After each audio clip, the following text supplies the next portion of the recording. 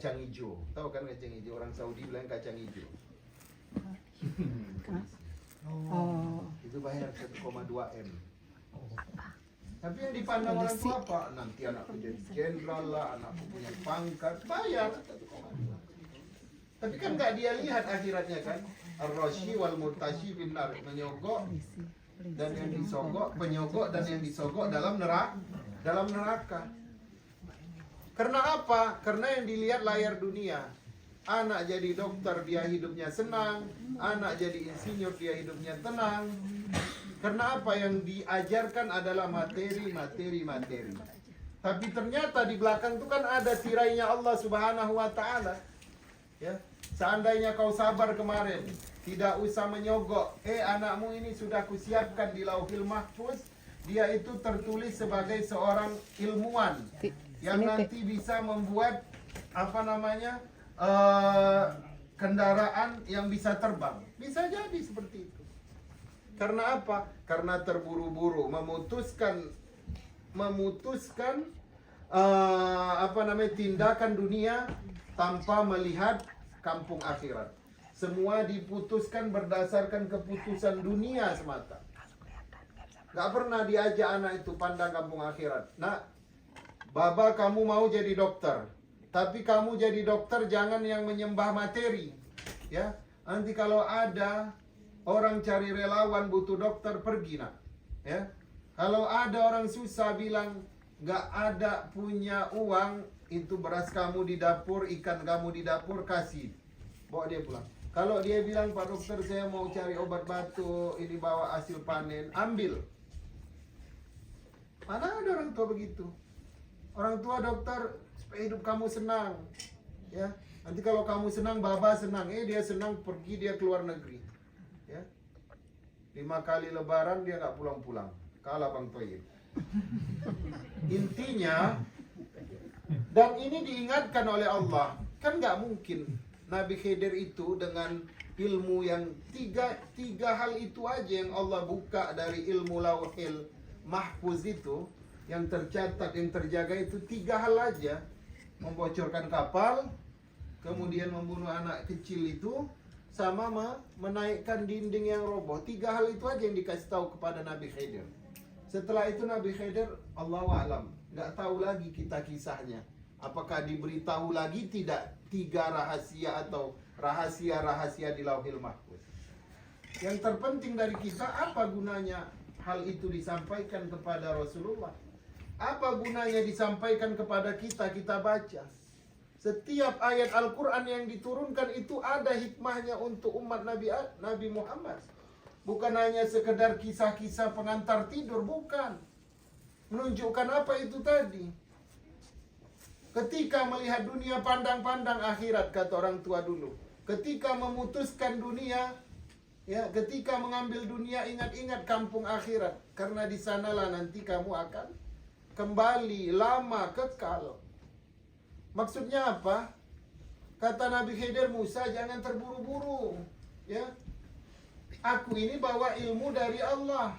Tirai itu dibukakan sedikit, ya. Kenapa aku lubangi kapal?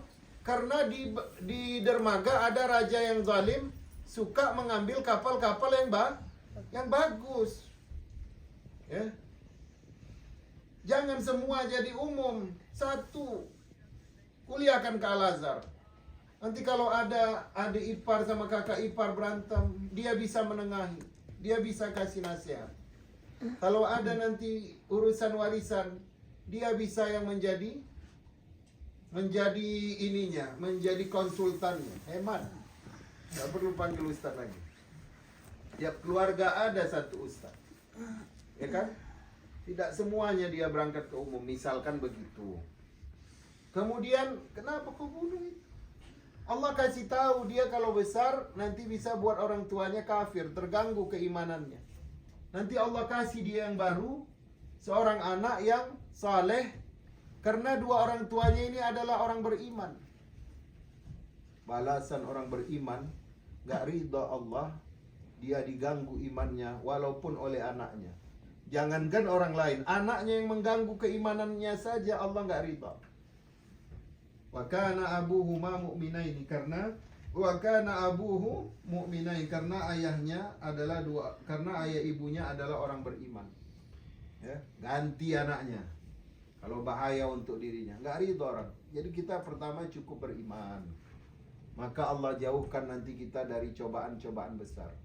Saya bilang sama yang menemani saya, kalau kita Pak merantau ini, yang kita urus masjid, yang kita urus community, ya, sepanjang saya berjalan, saya lihat anaknya sukses-sukses. Ada berapa tempat itu? Dari 2017 saya lihat pengurus masjid. Yang suka recok-recok, hati-hati. Yang suka mengganggu, jangan, dukung. Kenapa? Karena mengurus komunitas pengajian itu, mengurus masjid itu berkah. Cepat Allah naikkan karirnya, gampang Allah kasih cita-citanya. Ya.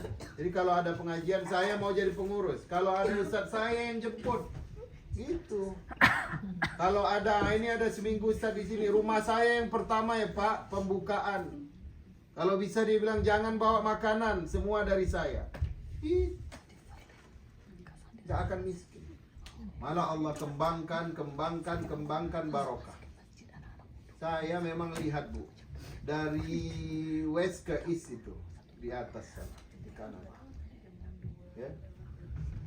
Jadi yang kita ingin sampaikan, kalau mau memutuskan hukum dunia, pandang-pandang akhirat.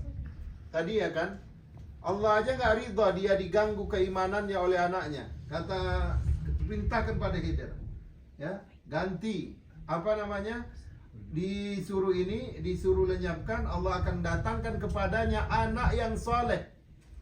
Yang ketiga yang dahsyat ini, ya, wa kana lahu ma kanzun, ya, dan adalah untuk keduanya itu ada namanya harta yang terpendam di bawah tanah yang ditinggalkan oleh kedua orang tuanya, ya. Jadi kalau rumahnya nggak dibenerin, itu harta yang ditinggalkan ayahnya, ibunya bisa kelihatan di kampung yang pelit tadi. Karena Nabi Musa, Nabi Khidir, Nabi Yosua itu minta dijamu, nggak keluar, wala air putih. Ya, Nabi Ibrahim itu ketika di Palestina itu, di Hebron itu, diketok kan rumahnya sama malaikat mau ngabarin akan datang kepadamu anak namanya Ishak. Kamu akan diberikan anak dari rahim Sarah. Hajar kan udah dapat ya, Ismail. Kemudian apa yang membuat Nabi Ibrahim meminta Hajar di tengah malam buta untuk memasak daging? Karena tok tok tok, assalamualaikum. Kejut Nabi Ibrahim. Di Palestina ini ada orang beriman kepada Allah. Dibuka langsung pintu, dipersilakan duduk, dibangunkan istri, tolong masak. Ada orang beriman kepada Allah datang ke rumah kita. Ya, kalau kita kan enggak, bukan lagi salam, solawatan dia di depan itu pakai speaker. Wah, ini kayaknya mau pinjam duit ini. Enggak dibuka-buka ya. Ada orang datang dari jauh misalkan kan, saya alhamdulillah di rumah Pak Eka ini dimasakin enak-enak. Ada orang datang dari jauh misalkan ya, di mana, dimasakin telur ceplok coba. Dahsyat nggak ini? Nggak mencontoh Nabi Ibrahim ya. Tapi kalau di rumah Pak Eka ini alhamdulillah saya makan enak, ya kan? Dan cuma sebentar, nggak sempat ngapa-ngapain, cuma 2 hari. Jadi maksudnya apa? Kata Allah yang 2 anak tadi, wa kana abuhuma salihan, karena kedua orang tuanya adalah orang soleh. Dahsyat Bu, 2 anak yatim. Nabi Musa nama Nabi Yusha ini datang dari Palestina. Pergi kemana? Jumpai dulu Nabi Khidir. Di mana? Di Laut Hitam, di Irak Utara sana. Kemudian diperintahkan Allah untuk pergi ke Laut Kaspia. Naik lagi ke atas, Rusia yang dingin-dingin itu, yang dulu hukuman untuk orang perang dingin itu, yang beku. Disitulah itu 3 orang tadi itu. Yang pertama yang punya kapal, yang kedua anak yang dibunuh, yang ketiga ini siapa? Ini 2 anak yatim tadi. Bayangkan berapa mil, ribuan mil itu jauhnya, hanya untuk menaikkan dinding yang roboh. Menaikkan dinding yang roboh. Kenapa nggak tukang-tukang daerah situ yang dipanggil oleh Allah? Karena ada orang beriman. Bisa aja Allah ilhamkan, coba datang dulu ke rumah anak yatim itu, tolong naikkan dindingnya karena ini orang tuanya soleh. Tapi nggak bisa. Allah utus 3 nabi loh membenarkan rumah 2 anak yatim dengan jarak ribuan mil. 3 nabi. Kadang-kadang kita bangun rumah ya, bulan puasa kita takut terlalu banyak komplain sama tukang, ya. Takut nanti asal-asalan kerjanya, entah semennya dikurangin, entah reliefnya nggak begitu rapi. Bulan puasa kita kasih dia makan, kita belikan dia rokok. Yang bangun rumah kita kadang ahli maksiat. Terus kita doa. Ya Allah, ya Allah, ya Allah, jadikan anakku bertaubat, jadikan anakku bertaubat. Ternyata yang bangun rumah kau aja orang bermaksiat. Ini yang bangun rumahnya Nabi. Allah utus 3 orang Nabi, kemudian datang dari tempat yang jauh. Alasannya cuma satu. Alasannya karena kedua orang tuanya adalah orang saleh. Jadi kita ini hidup cukup jadi saleh aja. Kalau kita meninggal, belum mewujudkan mimpi anak kita, itu nanti jadi urusan Allah. Allah yang jamin, kan disampaikan itu. Alasannya karena kedua orang tuanya soleh, udah cukup. Kadang-kadang kita ambil sana, ambil sini, ambil sana, ambil sini. Kita mati, anak terlunta-lunta. Harta yang kita kumpulkan ternyata tidak bermanfaat untuknya. Ya kan? Tapi kadang-kadang kita biarlah sedikit, yang penting anak ikut sholat sama kita, setelah maghrib ngaji sama kita. Ternyata pendeknya waktu kita itu anak jadi orang sukses semua. Kenapa?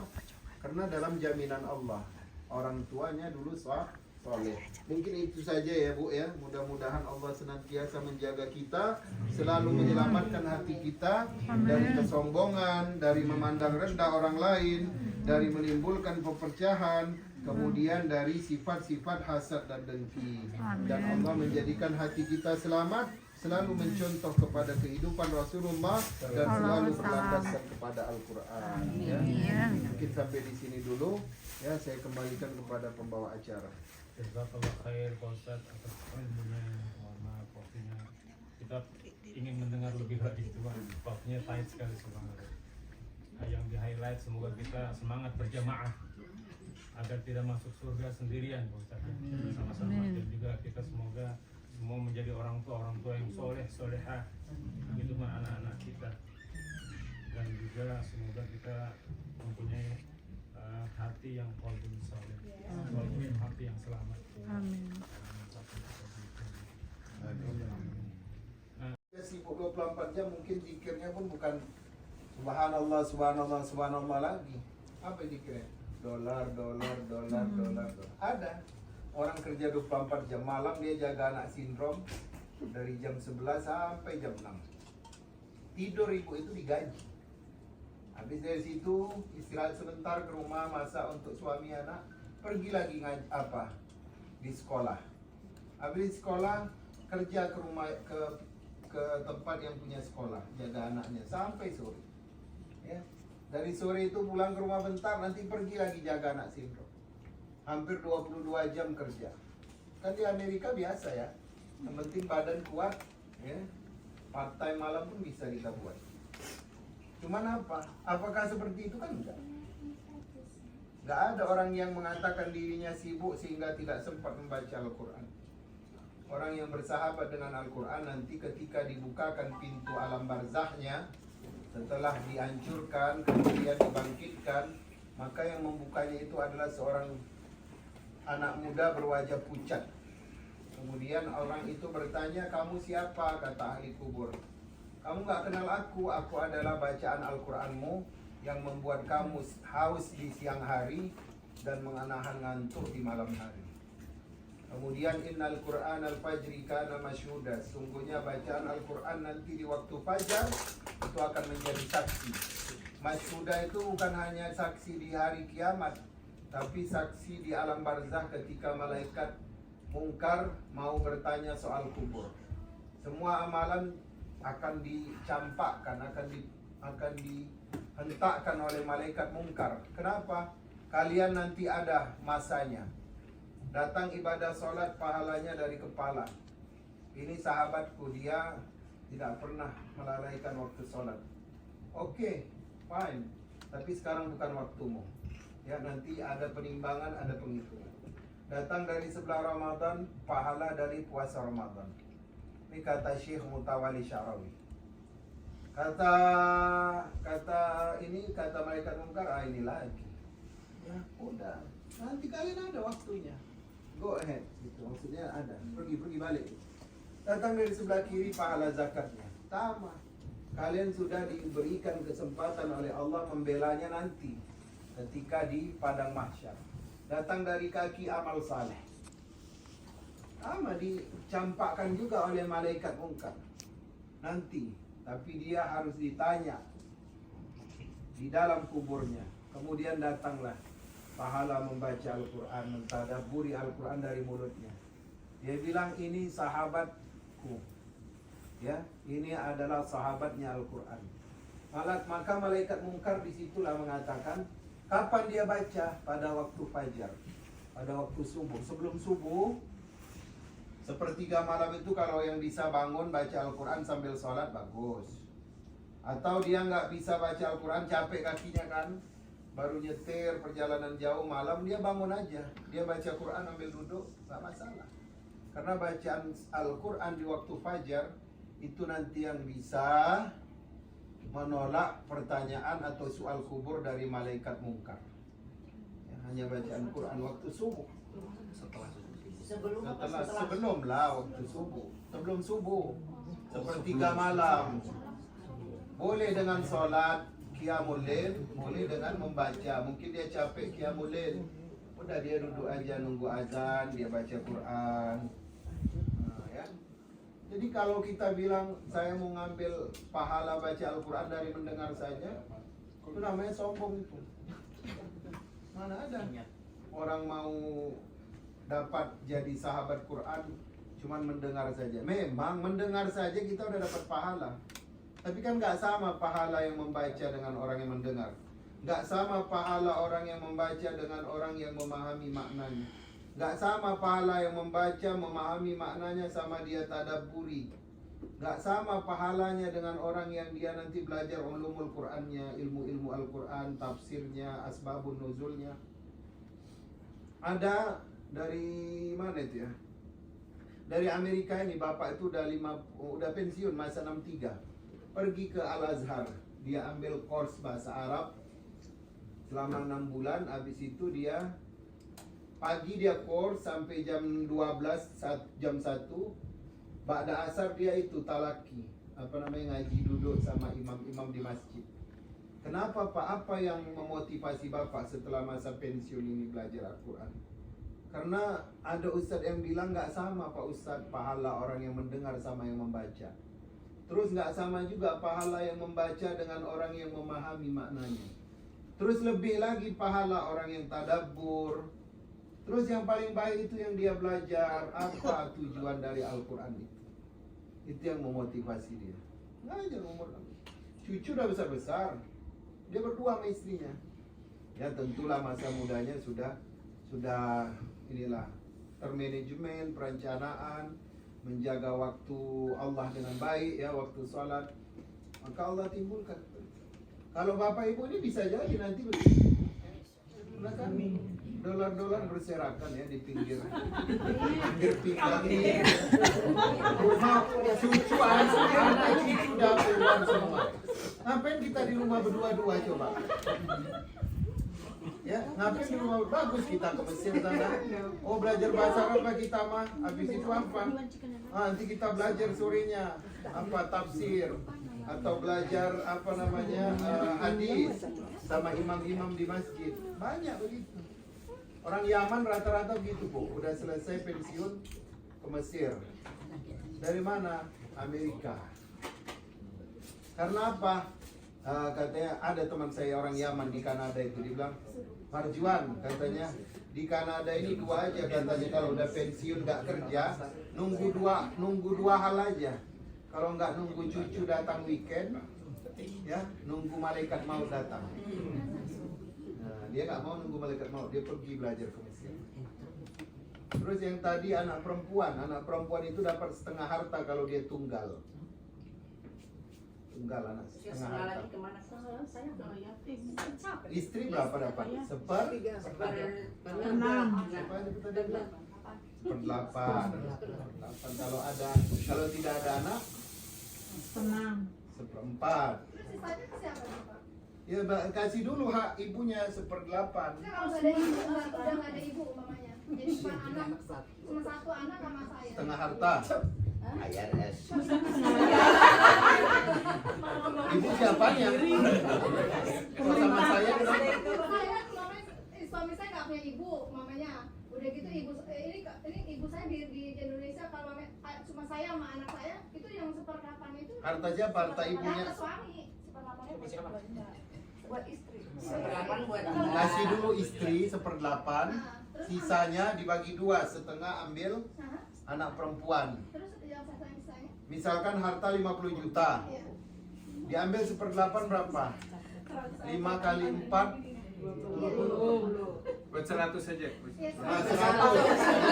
80 juta ambil sama ibu. 100 M nya Pak, biar gampang. 80 juta ambil sama ibu kan? Iya, seperdelapan kan? Nah, Iya. Sisa 20, ya diambil 10. Seperdelapan berapa? Anggapannya 100 deh, 100. 12 8 12 setengah. Apa? 12 juta 500 ribu. Oke. Dah kan? Tinggal buat istri. Tinggal 87 juta 500. Iya. Setengahnya kasih anak perempuan yang tunggal. Iya. Nah, sisanya lagi. Kalau ada ustadz itu kasih ustadz.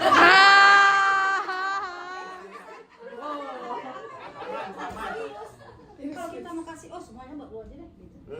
Sabar. Baru tobing biasa ya. Saya paham. Ada yang bilang untuk ponakan lagi, Ya ada kakak. Enggak. Ayahnya ada saudara kan? nggak ada semuanya. Cuma sebatang kara. Oh, Ibnu Kalala. Kalau suami Iyalah saya Ibnu sebatang Kalala namanya sebatang kara. Ada paman dia? nggak ada. Ada ayah? Jadi bapaknya anak tunggal juga. Anggap aja saya paman. Enggak, masa enggak ada apa-apa? Itu kalau bagi- Gini Bu, kalau dia anak laki-laki, kalau ayahnya itu yang dapat pertama siapa? Saudara laki-lakinya? Dari ayah. Enggak punya. Nggak punya. Kemudian saudara ayahnya, Nggak punya. anak dari saudara laki-laki. Ada sebatang kara. Nah, berarti Suami saya nggak punya setengah harta masuk baitul mal. Iya, berarti anak. Ke Ibnia. Iya. Gue namanya saya. Nomor rumah. Asti, Lumayan setengahnya itu. Asti. Jadi masjid bisa ini nomor rekening. Coba saya lagi data panitia. Kalau dia ada paman, dia bisa ngambil sisa harta berdua sama pamannya. Kalau misalnya bapaknya mualaf. Mualaf yang Tadi kan udah. Tapi bapak bilang tadi setengahnya. Oh, saudara laki-laki dia bukan muslim gitu. Ibunya seperdelapan. Nah, Selebihnya buat anak atau? sisanya Itu baitul setengah buat anak perempuan. Ya setengahnya lagi tuh bingung. Setengahnya lagi kalau dia ada paman laki-laki saudara ayahnya, dia bisa sama enggak? Dia datang sama pamannya ngabisin sisa harta. Kalau pamannya nggak ada. Anaknya paman. Anak paman. Enak kali jadi. Karena suami tidak enggak. Karena suami tidak meninggalkan anak laki-laki. Kalau ada anak laki-laki, jangankan anak paman, paman pun nggak dapat. Terbimbing. Tapi karena dia anak perempuan, tapi kan lain cerita Ibnu Kalala, sebatang kara, maka setengah itu menjadi hak milik Baitul Mal. Diserahkan ke Baitul Mal. Ya. Ingat Ibnia ya. Baitul Mal organisasi itu kan itu. Tanahnya di sana. Semangat ini Pak Ketua habis. Langsung duduk. Gampang transformasi. Nggak salah untuk hak Baitul Mal. Apa sih Indonesia dia? Hartanya di sini atau di sana? Hartanya di sini. Katanya di sini banyak lagi.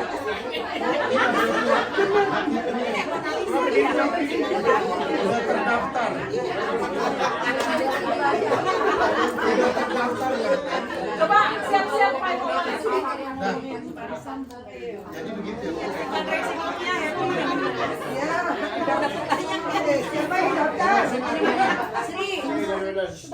Bentar nanti ada. Yang tidak boleh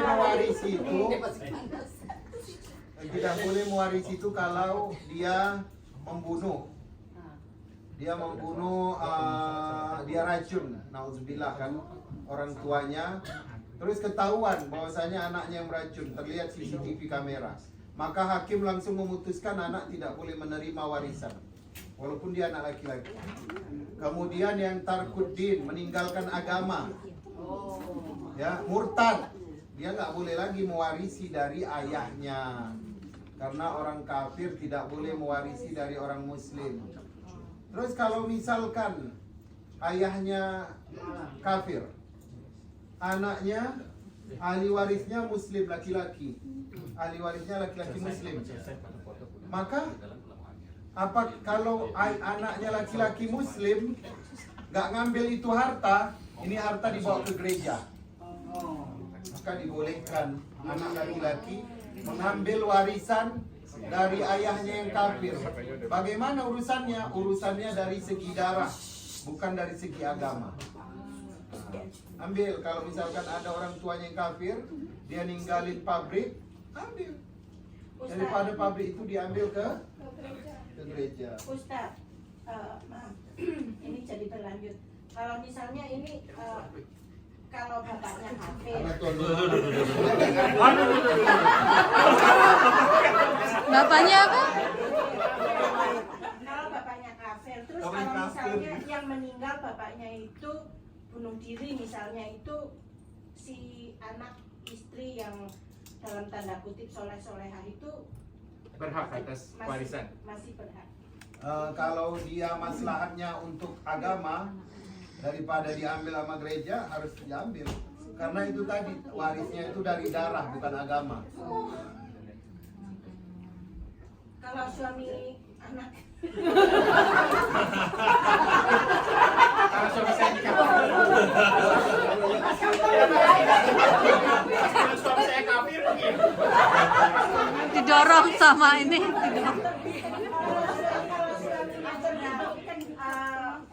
Saya punya anak satu dia punya anak dua diri, itu baginya gimana? Kata siapa? Kata dia. Ya bagi anak kandung dapat. Terus anak saya dapatnya berapa? Enggak, dia hitungannya jenis kelamin, bukan dapat berapa kalau anak itu. Anak ibu, anak ibu, anak ayah. Anak ibu laki-laki atau perempuan? Saudara dia saya laki-laki atau perempuan? Laki-laki dan perempuan. Ya udah, perempuan 2/3. Kalau ada berarti 2 perempuan. Yang meninggal ayah kan? Iya, misalnya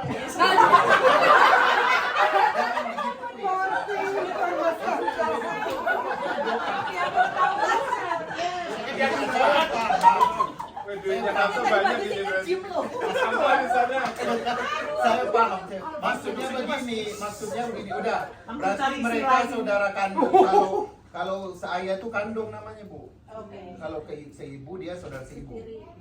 Jadi kalau dia 2 perempuan, 1 laki-laki, harta dibagi berapa? Lidzakari mislu hadzil unsayain.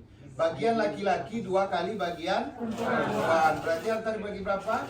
4. 1, 2, 4. Anak laki-laki dapat 2, anak perempuan dapat 1.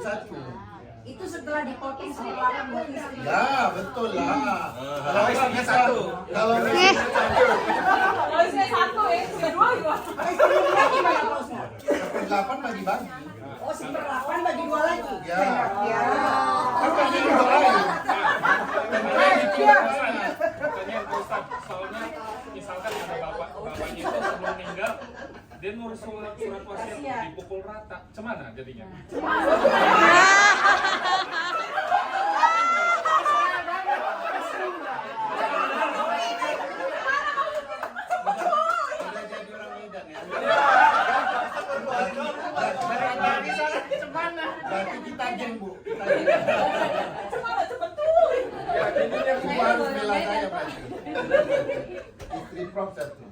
Istrinya bagaimana? Sabar, ini tadi belum, Bu.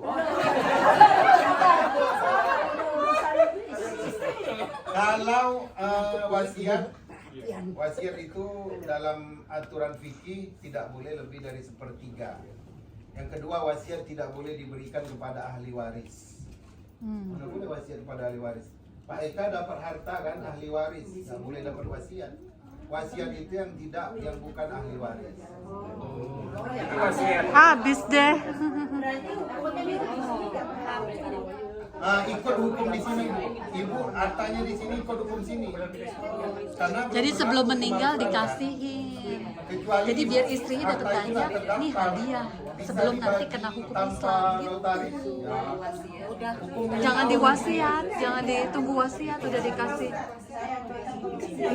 Iya, udah ini Teacher pasal. Tapi hitung dulu ya, nunggu dulu saya jumlahnya berapa. udah diganti nama istri lah, udah diganti nama istri. Misalnya dia punya rumah 2, sebelum dia meninggal, ini buat kamu, ambil hadiah buat kamu. Jadi nanti jadinya istrinya nggak nangis, cuma dapat 1/8. Ya ibu-ibu itu yang banyak pertanyaannya tadi. Sesudah dia meninggal di ahli warisin gitu ya Pak ya. Ini kalau sebelum meninggal udah gua kasih semua ke kamu. Hibah namanya. Iya, dihibahin, nggak apa-apa. Hibah boleh. Tapi Iya. kan banyak orang hibah itu diperbolehkan untuk ini ya, untuk supaya kita itu beribadah lancar. Misalkan gini, ini ada tanah. Tanah itu kan nanti akan iri hati anak-anak. Kalau dikasih, ada satu yang pulang dari Al-Azhar, dia mau buka pesantren, tapi dia nggak punya tanah. Ayah punya tanah lebar, dibilang ayahnya udah, anak-anakku sekalian, harta yang di situ ayah hibahkan ke yayasannya si Muhammad, itu boleh. Tapi kan banyak orang hibah itu karena dia yang pertama nggak ridho dengan hukum Allah. Nggak ridhonya maksudnya dia takut anaknya berkelahi. Satu-satunya kata ulama fikih itu yang terperinci di dalam Al-Quran dari segi ibadah mahdah, ibadah ritual, itu hanya pembagian harta warisan. Itu di surah An-Nisa itu ada berapa ayat itu? Ya. Ditulis sepertengah, seperdua, sepertiga, 1/4, 1/6, 1/8, 2/3. Itu dijelaskan. Untuk anak perempuan dia dapat setengah kalau dia sendiri. Kalau bagian laki-laki 2 kali bagian perempuan. Masa Allah jelaskan begitu malah kita buang, terus kita bilang udah bagi rata aja. Nanti kita nggak ridho dengan hukum Allah kan. Itu nanti dipertanyakan. Beda cerita, mereka udah bagi-bagi, abangnya ini udah kaya raya, dibilang udahlah dik, abang udah dapat nih kan bagiannya 2 bagian, ini 1 bagian abang hadiahkan. Boleh, yang penting diambil dulu. Ya. Jangan udah diambil, oh nampak banyak ini udah masuk deposito semua. Baiklah ibu-ibu, barakallahu li wa lakum, mudah-mudahan Allah berkahi. Ya. Bismillahirrahmanirrahim. Alhamdulillahirabbil alamin, hamdan na'imin, hamdan syakirin, hamdan yuwafi ni'amahu wa yukafi'u mazidah. Ya Rabbana lakal hamdu kama yanbaghi li jalali wajhikal karim wa azimi sultanik. Allahumma ij'al jam'ana jam'an marhumah wa tafarruqana min ba'dihi tafarruqan ma'sumah. Allahumma la tada' min maqamina hadza dhanban illa ghafarta wa la daynan illa qadaita wa la maridan illa syafaita wa la hajatan min hawaijid dunya wal akhirah illa farajtaha wa yassartaha ya rabbal alamin. Rabbana hab lana min azwajina wa dhurriyyatina qurrata a'yun waj'alna lil muttaqina imama. Rabbana atina fid dunya hasanah wa fil akhirati hasanah wa qina azaban nar. Alhamdulillahi rabbil alamin. Lebih dan kurang saya mohon maaf, mungkin ada tersalah